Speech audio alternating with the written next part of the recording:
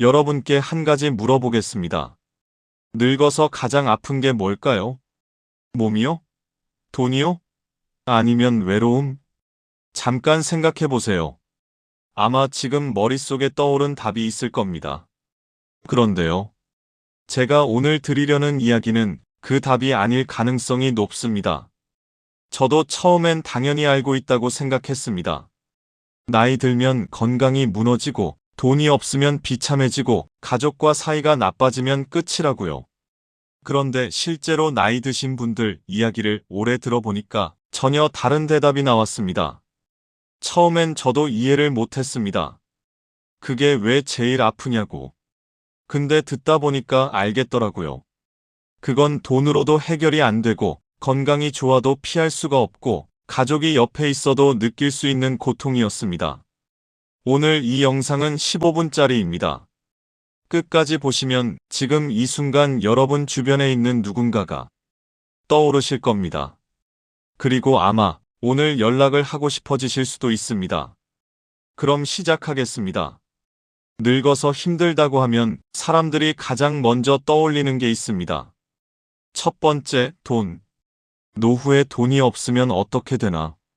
치료비는 누가 내나? 자식한테 손 벌리기 싫다. 이 걱정 모르는 분이 없을 겁니다. 두 번째, 건강. 몸이 말을 안 들으면 아무것도 못한다. 계단 하나가 무서워지고 혼자 병원을 못 가는 날이 온다. 이것도 누구나 한 번쯤 생각해본 두려움입니다. 세 번째, 가족. 자식이 연락을 안 한다. 며느리와 사이가 어렵다. 명절에 혼자 있게 된다. 이런 이야기 주변에서 한 번씩은 들어보셨을 겁니다. 맞습니다. 이 세 가지 다 힘든 겁니다. 틀린 말이 아닙니다. 그런데요. 실제로 나이 드신 분들이 이게 제일 힘들었다고 말하는 건 이 세 가지가 아니었습니다. 돈도 건강도 가족도 아니었습니다. 그럼 뭐였을까요? 그 이야기를 하기 전에 한 가지만 먼저 짚고 싶습니다. 늙음의 아픔이 시작되는 방식에 대해서요. 대부분은 이렇게 생각합니다. 어느 날 갑자기 큰일이 생기고 그때부터 힘들어진다고. 근데 실제로는 그렇지 않더라고요. 큰 사건이 아닙니다. 아주 작은 변화에서 시작됩니다. 예를 들면 이런 겁니다. 어머니가 예전엔 먼저 전화를 하셨습니다. 별 이유 없이. 그냥 목소리 듣고 싶다고. 근데 어느 순간부터 전화가 안 옵니다. 처음엔 그냥 바쁘신가 보다 했습니다. 근데 그게 일주일이 되고 한 달이 되고 나중에 여쭤봤더니 이런 말씀을 하셨습니다. 전화해봤자 너희들 바쁜 거 아는데 내가 왜 귀찮게 해? 이 말을 들었을 때 뭔가 뒤통수를 맞은 것 같았습니다. 몸이 아파서가 아니었습니다. 돈이 없어서가 아니었습니다. 스스로 연락을 끊기 시작한 겁니다. 이게 바로 늙음의 아픔이 시작되는 방식입니다. 드라마 같은 장면이 아닙니다. 그냥 전화 한 통이 줄어드는 것. 그렇게 시작됩니다. 그럼 이제 본론으로 들어가겠습니다. 노후의 가장 아픈 것. 3위부터 시작합니다. 3위는 가난입니다. 예상하셨던 분들 많으실 겁니다. 돈이 없으면 불편합니다. 먹고 싶은 거 못 먹고, 가고 싶은데 못 가고, 아파도 병원비가 걱정되고, 선택지가 줄어드는 삶. 그게 가난이 주는 고통입니다. 근데요. 실제로 가난 속에서 나이 드신 분들이 이런 말씀을 하십니다. 돈은 없어도 살아요. 불편하지, 비참하진 않아요. 익숙해지거든요. 처음엔 이 말이 잘 이해가 안 됐습니다. 어떻게 돈이 없는데 괜찮을 수 있냐고. 근데 생각해보니까 사람은 환경에 적응을 합니다. 덜 쓰는 법을 배우고 안 가는 것에 익숙해지고 작은 것에서 만족을 찾게 됩니다. 물론 힘듭니다. 가난이 쉽다는 게 아닙니다. 다만 견딜 수는 있다는 겁니다. 그래서 3위입니다. 더 아픈 게 남아 있습니다. 2위는 가족 문제입니다. 이건 가난보다 깊습니다. 왜냐하면 돈은 없어도 익숙해질 수 있는데 가족은 익숙해지는 게 아니거든요. 오히려 시간이 갈수록 더 선명하게 남습니다. 이런 장면을 생각해 보세요. 명절입니다. 아들이 왔습니다. 오랜만에 얼굴을 봤습니다. 같이 밥을 먹었습니다. 2시간쯤 지났을까? 우리 이만 가볼게요. 현관문이 닫힙니다. 집이 조용해집니다. 섭섭하냐고요? 섭섭하죠. 근데 티를 내면 안 됩니다. 바쁜 애들한테 뭘 바라냐고. 스스로를 다독입니다. 이게 반복됩니다. 명절마다, 생일마다, 전화 한 통 없는 날마다. 근데 이상한 건 그러면서도 기다린다는 겁니다. 연락이 오면 또 반갑습니다. 목소리 들으면 또 좋습니다. 잠깐이라도 얼굴 보면 그걸로 한동안 버팁니다. 그게 가족이라는 겁니다. 상처를 주는 사람인데 그래도 보고 싶은 사람. 그래서 가족 문제가 2위입니다. 아프긴 한데 완전히 끊어지지는 않습니다. 신락 같은 연결이 남아 있습니다. 그게 희망이기도 하고 그게 또 고통이기도 합니다. 자, 그럼 1위는 뭘까요? 가난보다 깊고 가족 문제보다 오래 가는 것. 그럼 1위는 뭘까요? 저도 처음 들었을 때 예상을 못했습니다. 돈 문제도 아닙니다. 건강 문제도 아닙니다. 가족 문제도 아닙니다. 그런데 나이 드신 분들이 하나같이 똑같은 말씀을 하셨습니다. 표현은 조금씩 달랐지만 결국 같은 이야기였습니다. 그게 뭔지 지금 말씀드리겠습니다. 1위는 이겁니다. 필요 없는 사람이 되었다는 감각. 거창한 사건이 아닙니다. 어느 날 갑자기 찾아오지도 않습니다. 아주 작은 순간들이 조금씩 쌓이면서 옵니다. 첫 번째 순간입니다. 가족들이 여행 계획을 짭니다. 어디 갈지, 뭘 먹을지, 언제 출발할지. 이야기가 한참 오갑니다. 그런데 아버지한테는 아무도 묻지 않습니다. 아버지도 알고 있습니다.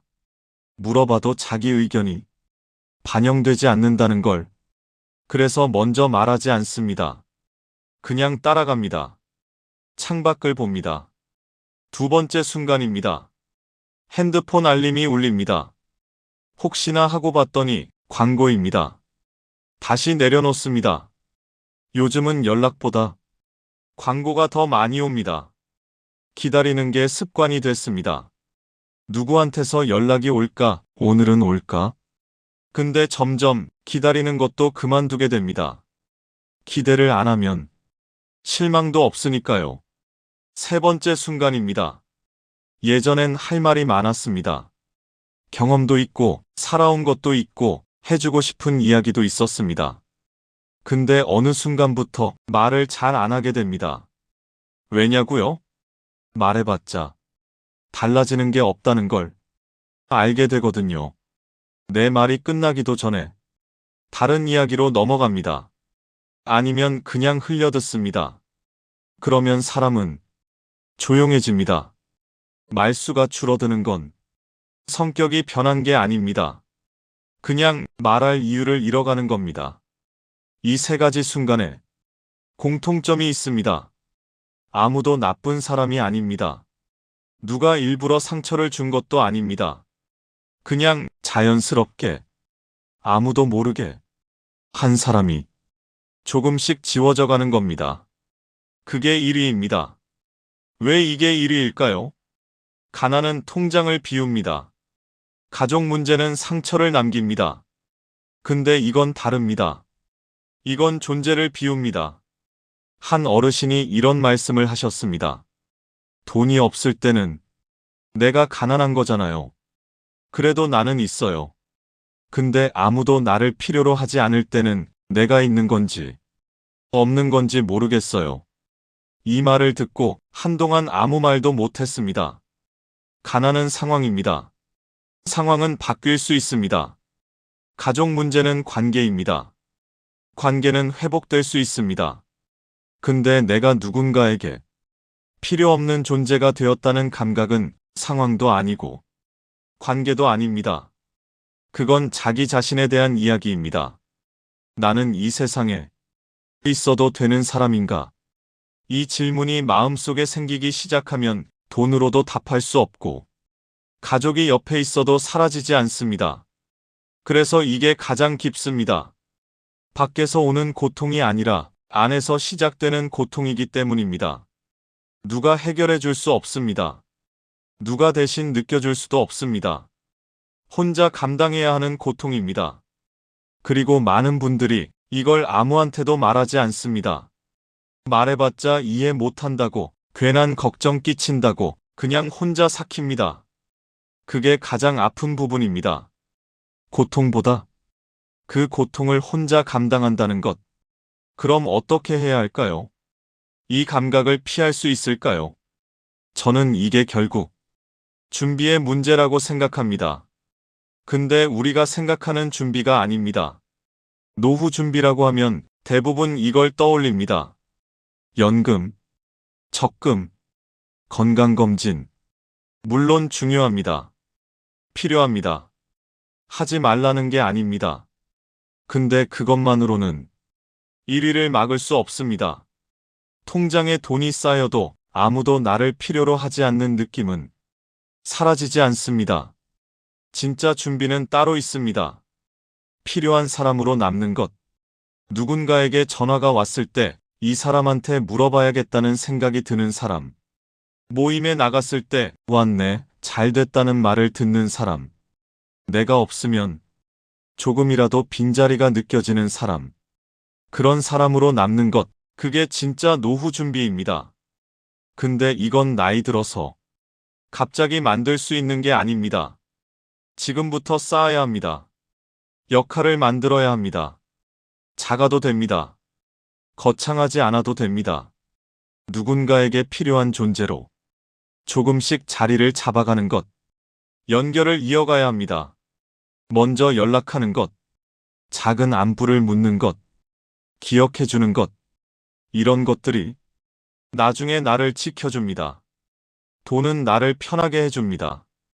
근데 나를 존재하게 해주는 건 나를 필요로 하는 사람입니다.